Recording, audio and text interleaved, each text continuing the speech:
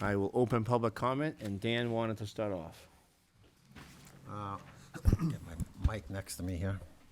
I received a few calls and this is for the council to consider.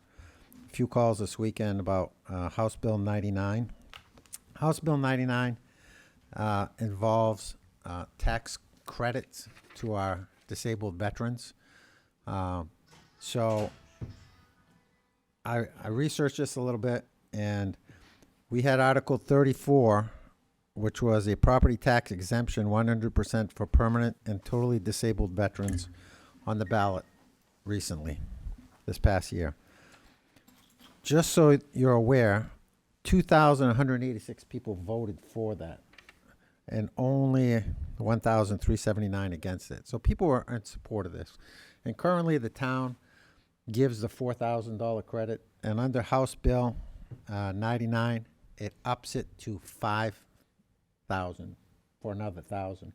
So I'm not sure, being a new guy up here, what the process is that we have to bring this up on the council end of it, if we have to have a public hearing, or, I believe, is there something going to the House right now?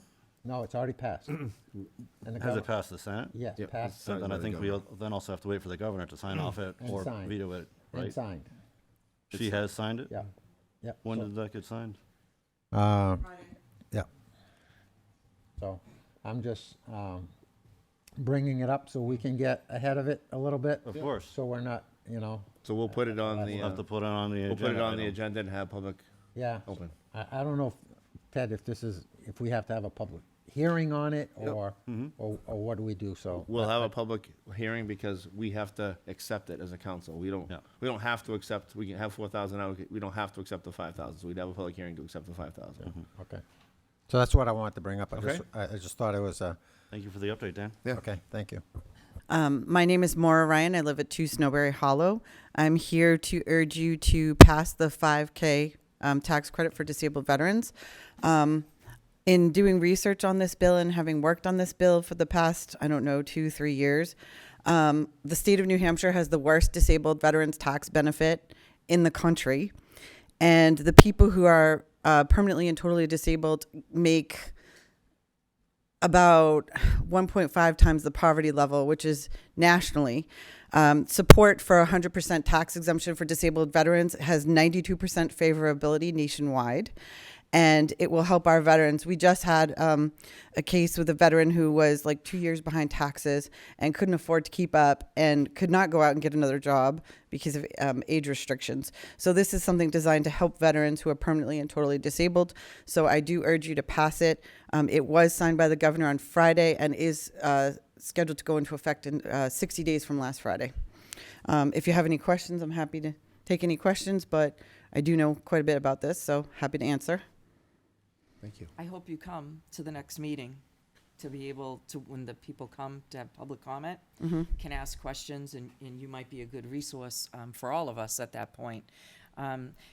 Does anyone happen to know how many people right now in Londonderry are taking advantage of this? Okay. 72.